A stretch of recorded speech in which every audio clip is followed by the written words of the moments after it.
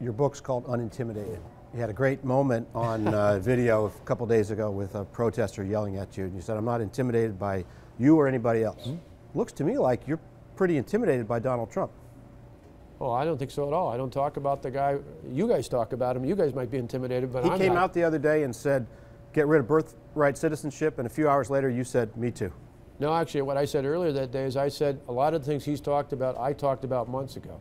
I was on. Were you talking about birthright citizenship months ago? No, I was talking about the bigger issue of immigration. I talked about securing the border, enforcing the laws, going forward in a way that stood up and said we're not going to be for amnesty, and we're going to build a system, a legal immigration system that's ultimately based on protecting American families and their wages in a way that will improve the American economy. When it comes to birthright or anything else, I said until you do those things, until you actually secure the border and start enforcing the laws, any politician who talks about anything else beyond that, the American people should be suspect. But because we've talked for 25 years about those things. I've actually talked about doing it. But the distance between path to citizenship, which you once supported, and ending birthright citizenship, which is the last step you took, is pretty great, and he's the one who pushed you to that last step. No, in both of those instances, what I've said, and I pointed out, I did a 3.5-hour gaggle, so the bits and pieces of people interrupting while we're taking questions along the way, was pointing out that I don't think any of those issues can be addressed until you actually secure the border and enforce the laws.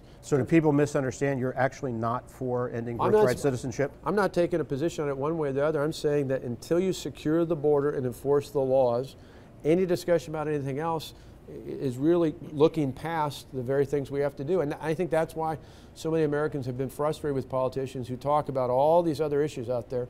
If you can't secure the border, I mean, what kind of a sovereign nation do we live in if we can't fundamentally secure our borders? Americans are fed up. They are sick and tired of Washington not being able to tackle these issues, and they want someone who's going to take care of it.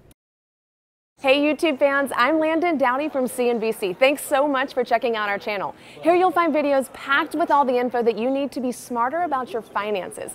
Be sure and subscribe by clicking right here, and click on all the videos around me to see CNBC's original series Young Money, Tech Bet, Kramer's Mad Money, and all the latest from CNBC.